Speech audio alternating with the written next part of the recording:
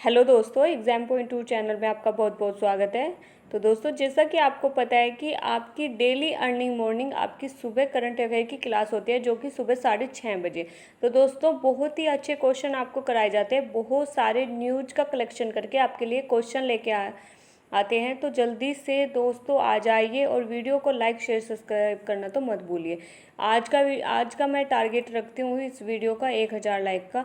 तो जितना भी हो सके ज़्यादा से ज़्यादा शेयर कीजिए और सब्सक्राइब कीजिए चैनल को, ताकि औरों को भी इस चीज़ का फ़ायदा मिल सके। तो चलिए स्टार्ट करते हैं आज का पहला क्वेश्चन। तो पहला क्वेश्चन आपकी स्क्रीन पे आ चुका है दोस्तों, और बहुत मोस्ट इम्पोर्टेंट क्वेश्चन है कि हाल ही में विश्व साक्षरता दिवस कब मनाया गया है। तो हाल ही में जो ये विश्व साक्षरता दिवस मनाया गया है, ये मनाया गया है दोस्तों 8 सितंबर को। तो 8 सितंबर को मनाया गया है। तो ये दिवस मनाया क्यों जाता है, तो बहुत अच्छा ऐसे जनरेट करके अगर आप याद करोगे कि 8 सितंबर को तो साक्षरता दिवस मनाया गया है, लेकिन ये मनाया क्यों जाता है। तो देखिए, जो लोग होते हैं उनमें साक्षरता के महत्व को बताने के लिए या उनमें जागरूकता पैदा करने के लिए इसको मनाया जाता है।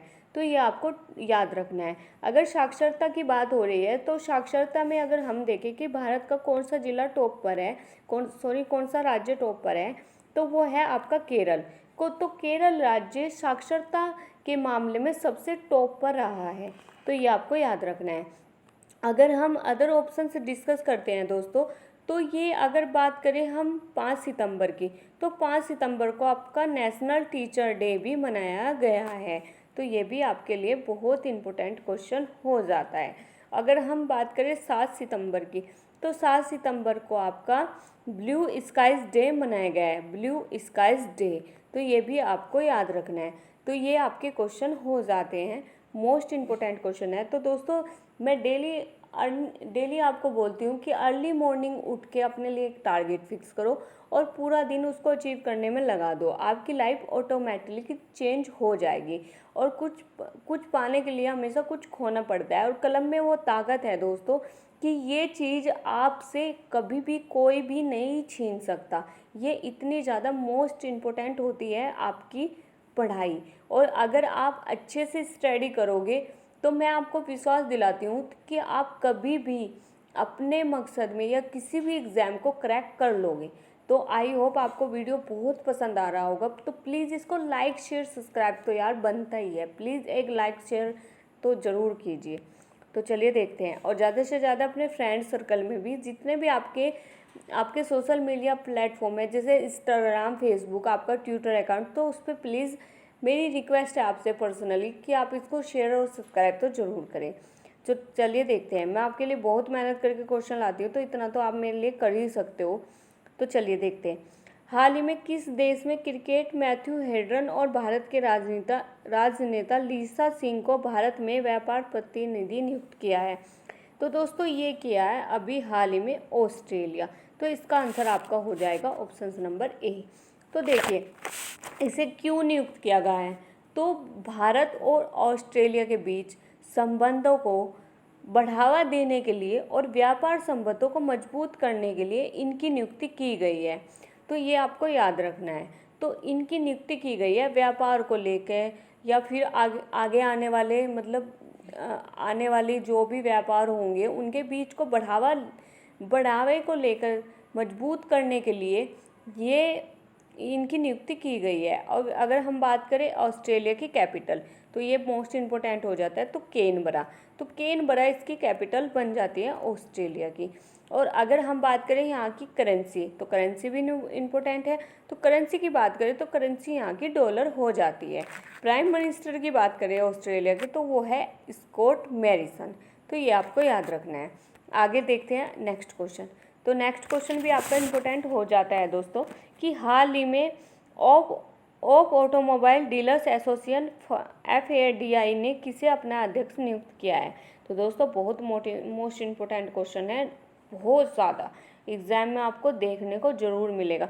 तो विवेक गुलाटी को FADI के अध्यक्ष नियुक्त किया है। तो ये आपको याद रखना है। तो इनकी जो नियुक्ति है दोस्तों विवेक गुलाटी की, तो वो 2020 से लेकर अभी 2022 तक कर दी गई है, यानी इनका कार्यकाल बढ़ाया गया है। तो अगर हम बात करें फाडा के, ये 35वें अध्यक्ष बनाए गए हैं। तो फाडा के ये 35वें अध्यक्ष बनाए गए, तो ये आपको याद रखना है। यानी 35वें अध्यक्ष बने आपके विवेक गुलाटी। और इसकी जो स्थापना है फाडा की, वो हुई थी 1964 में।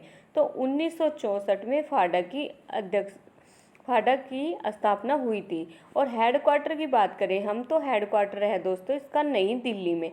तो नई दिल्ली में इसका फाडा का हेडक्वार्टर है। इन्होंने, अगर हम बात करें विवेक गुलाटी की, तो इन्होंने जो स्थान लिया है वो लिया है आशीष हंसराज का। तो ये आपका इन्होंने इनको रिप्लेस किया है।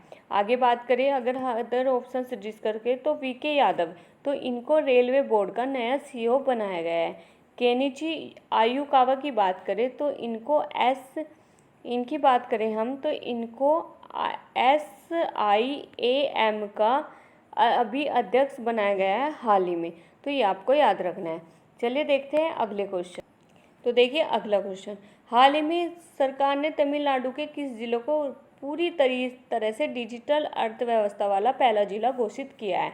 तो दोस्तों ये किया है विरुधनगर को। तो विरुधनगर को पूरी तरीके से डिजिटल घोषित कर दिया गया है। तो देखिए दोस्तों, ये जो जिला है ये बहुत डेवलप है, यानी बहुत डेवलप है डिजिटल के मामले में। यहाँ के लोग क्या है कि बैंकिंग मामलों में डिजिटल रिसोर्स को ज़्यादा इस्तेमाल करते हैं। यानी कुछ भी चीज़ हो, वो कैश पेमेंट देने से पहले वो डिजिटल की ही बैंकिंग रिसोर्स को ज़्यादा इस्तेमाल करते हैं। यानी मोबाइल से ही सारा काम करना अपना पसंद करते हैं। इसलिए तमिलनाडु के इस ज़िले को पूरी तरीके से डिजिटल घोषित कर दिया है। इसीलिए इसको घोषित किया है। और ये जो ऑप्शंस में आपको देख रहे हैं ये ज़िले, ये तीनों अदर ये चारों ही ऑप्शंस में आपको दिख रहे हैं। तो चारों के चारों तमिलनाडु राज्य से आते हैं। अगर हम बात करें चेन्नई, तो चेन्नई आपकी तमिलनाडु की कैपिटल हो जाती है, ये भी आपको याद रखना है। तो अगर हम बात करें तंजावुर, तो सॉरी इसमें तंजावुर नहीं है, ये पंजाब आ गया। अगर हम बात करें इसमें तंजावुर की, तो ये चोल वंश की राजधानी हो जाती है। और एक चित्रकला फेमस है जिसका नाम है तंजौर चित्रकला है। अगर बात करें हम कोयम्बटूर, तो कोयम्बटूर की बात करें तो यहाँ पर मोदी किचन की शुरुआत की गई थी, ये भी आपकी कोयम्बटूर से ही की गई थी। तो ये भी आपको याद रखना है। चलिए देखते हैं अगला क्वेश्चन। अगला क्वेश्चन है दोस्तों, हाल ही में ब्रिक्स के खेल 2021 की मेजबानी कौन सा देश करेगा? तो इसकी जो मेजबानी करेगा वो करेगा अपना देश भारत। तो ये आपको याद रखना है। यानी ब्रिक्स, तो ब्रिक्स की बात करें तो ब्रिक्स में आपके दोस्तों आ जाते हैं आपके 5 देश आते हैं ब्रिक्स में। तो जैसे B से ब्राज़ील, R से रसिया, और I से अपना देश भारत इंडिया, और C से चाइना, और S से साउथ अफ्रीका। तो ये 5 देशों का समूह होता है ब्रिक्स। इस खेल की मेज़बानी करेगा अपना देश भारत। यानी 2021 की जो मेज़बानी की बात हो रही है वो भारत करेगा ICC वर्ल्ड कप की, क्रिकेट वर्ल्ड कप की मेज़बानी इसे करेगा 2022 की भारत होस्ट करेगा और अपना देश भारत। जबकि ICC महिला वर्ल्ड कप 2021 की मेज़बानी न्यूजीलैंड करेगा। तो ये भी आपको याद रखना है। और अगर हम बात करें चाइना, तो चाइना की बात करें तो चाइना भी इस ऑप्शंस में है। तो चाइना की बात करें हम कि इसको ये T20 वर्ल्ड कप होंगे, ये भी आपके चाइना में ही होंगे। तो ये आपको याद रखना है। अगर हम बात करें आपके जापान, तो जापान भी ऑप्शंस में है। तो यहाँ पर टोक्यो ओलंपिक आयोजित कराए जाएंगे। तो ये भी आपको याद रखना है। चलिए देखते हैं अगला क्वेश्चन। हाल ही में किस राज्य सरकार ने विद्या कानुका योजना की शुरुआत की गई है? तो दोस्तों ये की गई है आंध्र प्रदेश में। तो आंध्र प्रदेश ने इस योजना की शुरुआत की है। तो इस योजना के तहत जो स्कूल में जाने वाले स्टूडेंट को ड्रेस, बुक, बेल्ट, ये सभी चीज़ें प्रोवाइड कराई जाएगी। और आंध्र प्रदेश गवर्नमेंट हाल ही में दोस्तों आंध्र प्रदेश के 3 जिले प्रस्तावित वाली उसको राजधानी को भी मंजूरी मिल गई है। तो इसमें आपकी जो 3 राजधानी बनती है वो बनती है आपकी एक हो गई आपकी अमरावती, दूसरी कर्नूल और तीसरी विशाखापट्टनम। तो इसको भी अभी हाल ही में मंजूरी मिली है, तो ये भी आपको याद रखना है। अगर हम बात करें आपके कर्नूल की, तो ये आप एक न्यायालय राजधानी होगी, और विशाखापट्टनम की बात करें तो ये कार्यकारी राजधानी होगी। यहाँ के हम मुख्यमंत्री की बात कर लेते हैं, तो वो है जगन मोहन रेड्डी। तो जगन मोहन रेड्डी यहाँ के मुख्यमंत्री हैं। और अगर बात करें गवर्नर, तो विभूषण हरिचंदन जी। और आंध्र प्रदेश के अमरावती में ही 25वां उच्च न्यायालय भी खोला गया है। तो इसके जो न्यायाधीश है वो है जे के माहेश्वरी। तो ये भी आपको याद रखना है दोस्तों, तो ये आपको याद रखना है। और यहाँ ये जो अगर आप बात करें इसको करंट से रिलेट करें आंध्र प्रदेश को, तो जो आंध्र प्रदेश है ये 2 इंडेक्स में भी टॉप पर रहा है अभी हाल ही में। पहला फलों के उत्पादन में टॉप पर रहा है, और मैंने कल ही आप लोगों को बताया था कि डीबीआई में भारत राज्य और केंद्र शासित प्रदेशों के बीच में 2019 की जारी रिपोर्ट के अनुसार डीबीआई के टॉप पर जो किया है वो किया है आंध्र प्रदेश को। और ये इसकी जो रिपोर्ट जारी करता है डीबीआई की, वो करता है आपका वर्ल्ड बैंक। तो ये आपको याद रखना है। अगला क्वेश्चन देख लेते हैं दोस्तों। हाल ही में जम्मू कश्मीर के उपराज्यपाल मनोज सिन्हा का प्रमुख किसे नियुक्त किया गया है? तो ये भी मोस्ट इम्पोर्टेंट क्वेश्चन हो जाता है। तो दोस्तों ये किया गया है नीतीश्वर कुमार जी को। तो देखिए अभी हाल ही में जम्मू कश्मीर के उपराज्यपाल मनोज सिन्हा को बनाया गया है। इन्होंने स्थान लिया है अभी हाल ही में जम्मू कश्मीर के मनोज सिन्हा को बनाया गया है, जिन्होंने स्थान लिया है जीसी मुर्मू का। अब इनके जो ये जीसी मुर्मू थे, इनको अभी हाल ही में अटॉर्नी जनरल बनाया गया है।